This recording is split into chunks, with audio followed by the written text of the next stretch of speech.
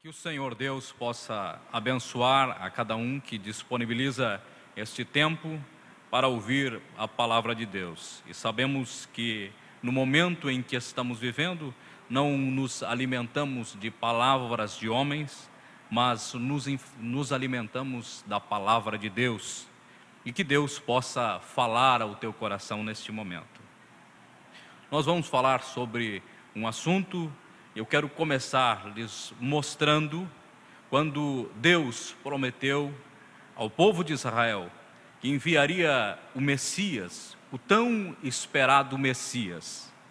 Mas antes que este Messias viesse em cena, Deus prometeu em sua palavra a chegada desse Messias.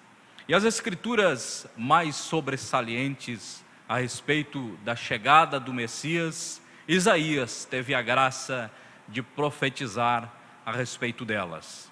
Em Isaías, no capítulo 9, versículo 6, a Bíblia diz assim: que um menino nos nasceu, um filho se nos deu, o principado está sobre os seus ombros, e o seu nome será maravilhoso, Deus forte, Pai da eternidade e Príncipe da paz.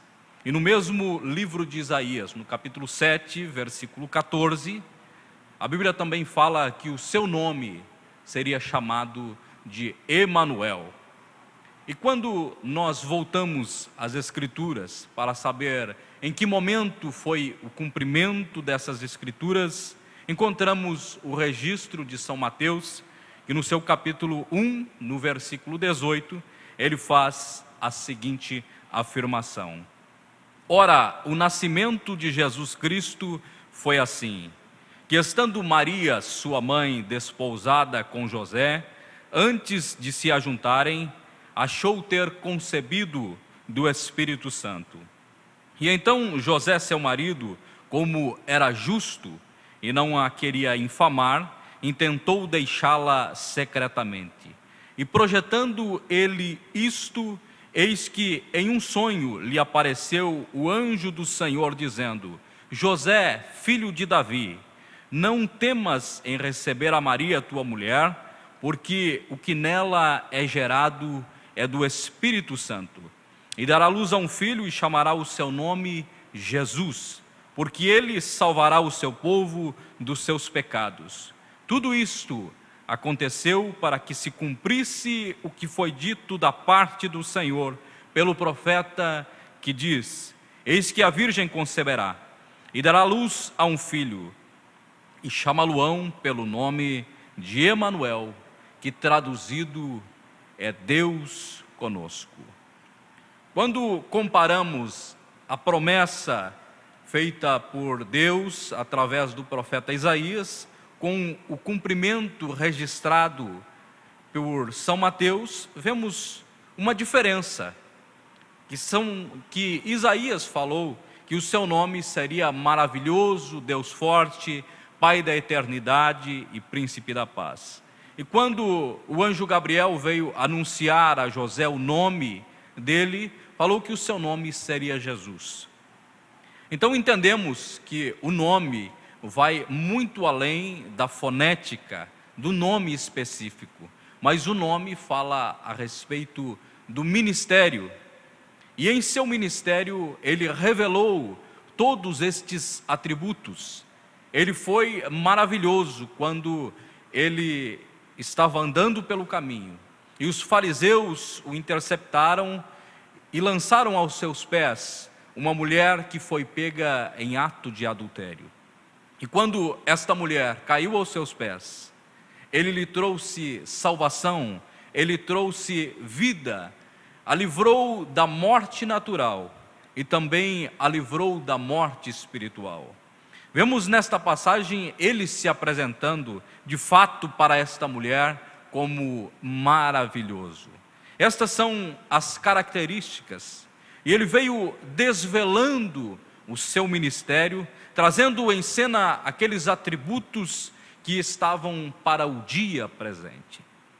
E em certa feita, Jesus entrou na sinagoga em um sábado, como era de costume. E entrando ele na sinagoga, São Lucas registra isso no seu capítulo 4, dizendo que, entrando ele na sinagoga, foi-lhe dado o livro do profeta Isaías. E a Bíblia diz assim: e ele encontrou uma determinada escritura. Se ele encontrou esta escritura, é porque ele a buscou para encontrá-la. Ele estava procurando a escritura que seria vivificada naquele momento. E a Bíblia diz assim, que a escritura na qual ele leu, diz assim: o Espírito do Senhor é sobre mim, pois me ungiu para evangelizar os pobres, enviou-me a curar os quebrantados de coração, a pregar liberdade aos cativos, a restaurar a vista aos cegos, a pôr em liberdade os oprimidos, a anunciar o ano aceitável do Senhor. E a Bíblia diz assim: e ele, fechando o livro, entregou de volta ao ministro, de volta ao sacerdote. E se nós formos encontrar esta mesma escritura da qual Jesus estava lendo naquele momento, nós vamos ver que é Isaías capítulo 61, ele leu o versículo 1 e até uma parte do versículo 2. E quando ele faz esta leitura, ele para no meio da leitura, porque a próxima frase que estava no livro do profeta Isaías, ele traria o juízo, e a Bíblia diz assim: o dia da vingança de nosso Deus. Ele não estava desta feita para trazer o dia da vingança do nosso Deus. Ele estava ali manifestando, trazendo em evidência um ministério. E este ministério era o Filho do Homem. E todas as vezes que olhamos a Jesus falando de si mesmo, em momento algum ele chamou a si mesmo de Filho de Deus. Ele disse em todos os momentos, ele se referia a si mesmo como o Filho do Homem. E a Bíblia diz assim, que como o Filho do Homem, ele veio para salvar o que se havia perdido. Este é o ministério que Jesus estava exercendo neste dia. E já no final do seu ministério, São Lucas registra isso no seu capítulo 22, diz assim: desde agora o Filho do Homem se assentará à direita do poder de Deus. E disseram todos: logo és tu o Filho de Deus? E ele lhes disse: vós dizeis que eu sou. Nesse momento, ele estava em uma transição do seu ministério. Em poucos dias, o seu ministério como Filho do Homem, como um profeta na terra, estaria se terminando, porque como Filho do Homem desta feita, ele se apresentou como um cordeiro. O mesmo Isaías profetizou a respeito dele. Ele disse que Jesus tomou sobre si as nossas enfermidades, as nossas dores, como uma ovelha muda foi levada ante o matadouro. Ali ele estava para cumprir esta escritura de Isaías capítulo 53, como uma ovelha muda. E então ele se entregou por nossos pecados, para que hoje possamos ter vida eterna. Ele levou sobre si não os seus pecados, porque Deus não tem pecado, mas sim o meu e o teu pecado. Se fez pecado por nós. E depois dele cumprir este ofício como o cordeiro, ele ascendeu aos céus e se apresentou com uma nova vestimenta, com um novo nome, não mais Filho do Homem, um profeta, mas agora como o Filho de Deus, o sacerdote que faz intercessões por aqueles que necessitam da intercessão. E o profeta, na mensagem Quem é este Melquisedeque, e mais algumas mensagens ele faz menção deste tema, mas eu tomei a mensagem Quem é este Melquisedeque, no parágrafo 123, ele disse assim: Ele se revelou como Filho do Homem quando ele veio como um profeta. Ele veio em 3 nomes: o Filho do Homem, o Filho de Deus e o Filho de Davi. O Filho do Homem como um profeta, o Filho de Deus como o sacerdote e o Filho de Davi como rei. Se apresentará como Filho de Davi, como rei no reino milenar. E na mensagem Mostra-nos o Pai, no parágrafo 193, o profeta nos diz assim: a Bíblia diz que, subindo ao alto, sentou-se à mão direita de Deus. Ele está lá para fazer intercessões. E ele é o nosso sumo sacerdote, que pode ser tocado pelo sentimento das nossas enfermidades. Nosso único intercessor entre Deus e os homens é Jesus Cristo. Deus ouve a este Jesus Cristo, isto é certo. Observe como ele se assenta ali, um sumo sacerdote, o mesmo ontem, hoje e eternamente. Na mensagem A Brecha entre as 7 eras e os 7 selos, o profeta também faz menção deste assunto, e eu quero lê-lo no parágrafo 195. Diz assim: trono do Pai, onde ele esteve assentado desde que foi morto e ressuscitou. Ele ressuscitou e se sentou à destra de Deus, vivendo sempre para fazer intercessões. Amém? Ressuscitado lá hoje como intercessor, com seu próprio sangue, para fazer intercessão pela ignorância do povo.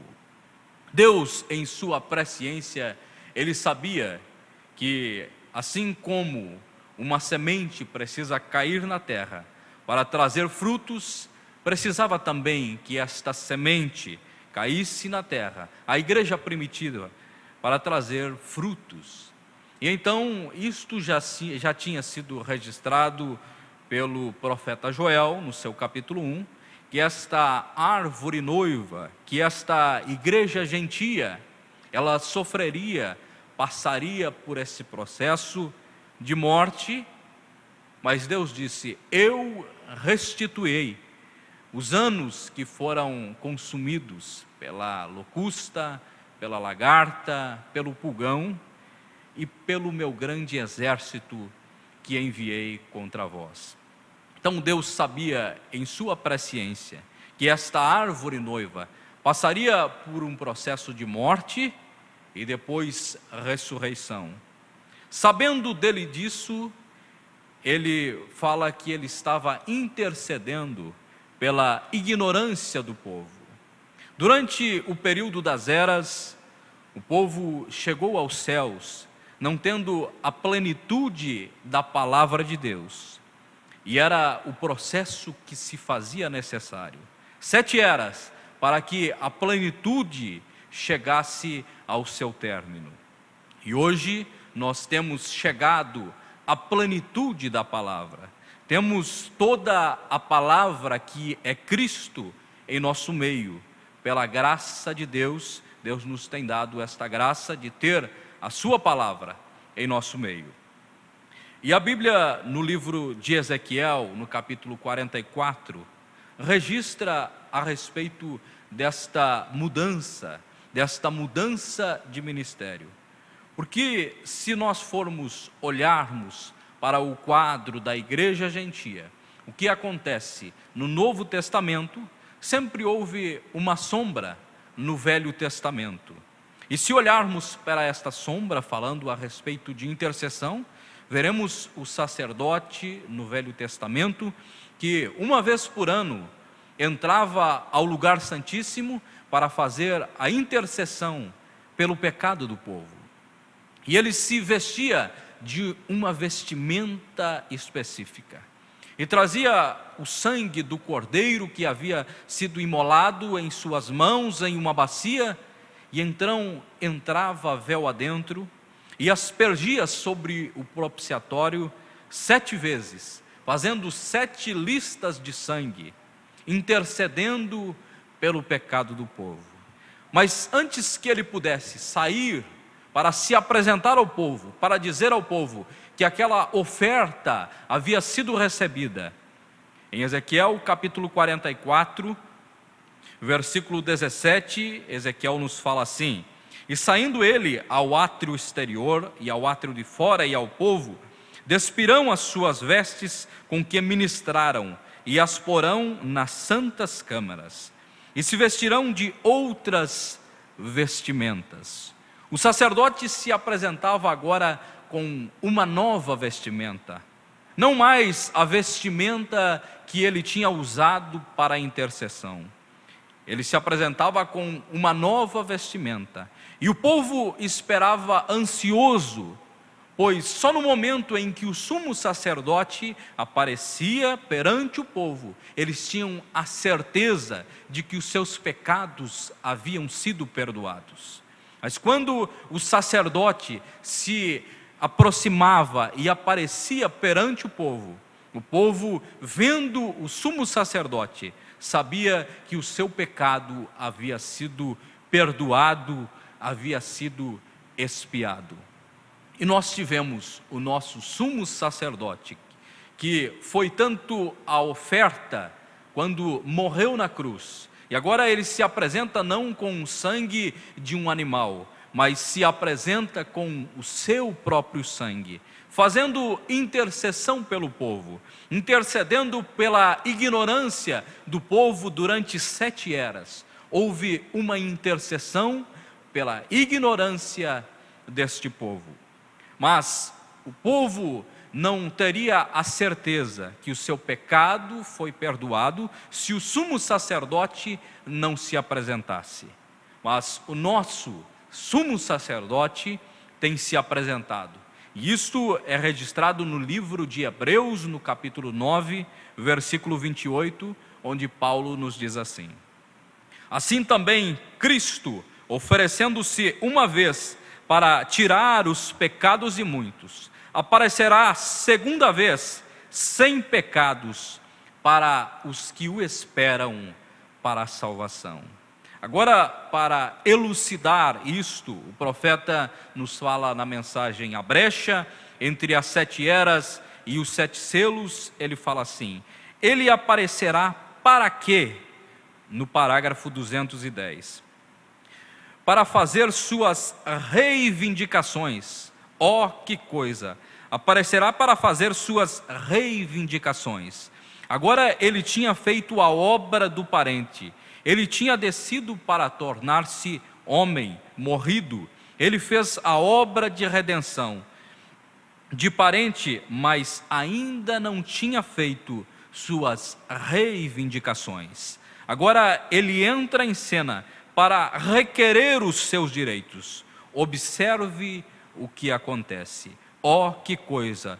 Pelos quais ele foi morto, pois tornou-se parente do homem, para morrer em seu lugar, para redimi-lo.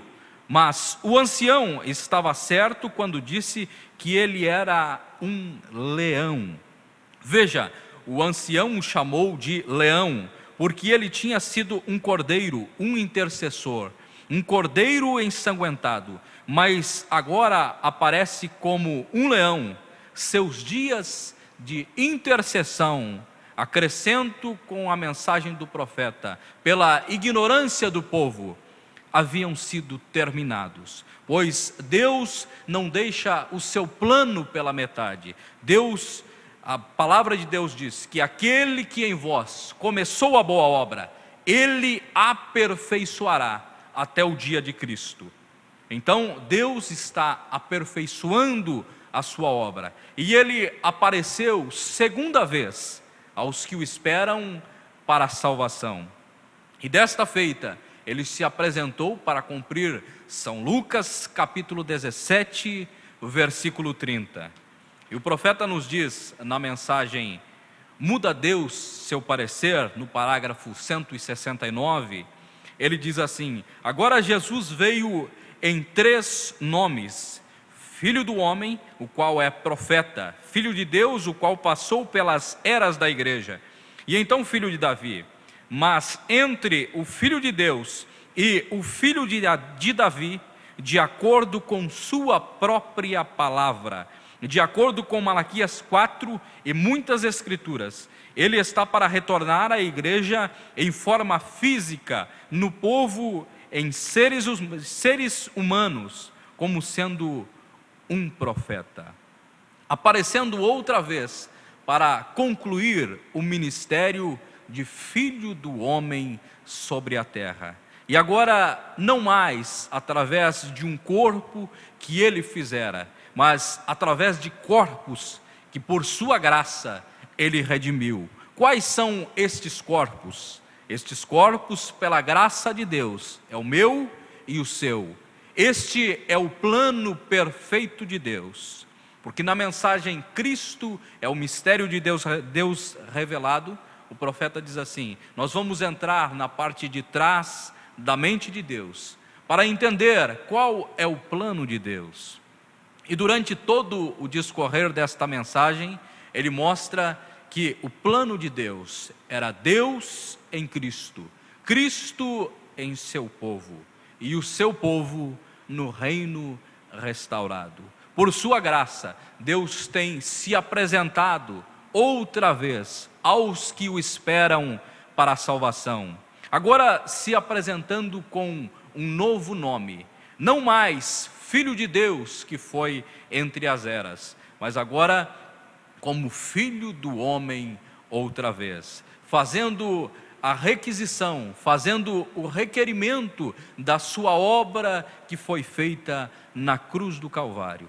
Então hoje ele se apresenta com um novo nome, uma nova vestimenta, que é o Filho do Homem, Deus em seu povo. Que Deus possa em cada momento acrescentar luz à sua revelação, pois o profeta nos fala através da mensagem, ele disse: Deus nunca traz uma nova revelação, mas ele acrescenta luz à mesma revelação. É Deus se desvelando em todo o tempo. E pela graça de Deus, eu e você fizemos parte deste plano de Deus. Que Deus te abençoe, em nome do Senhor Jesus Cristo. Amém.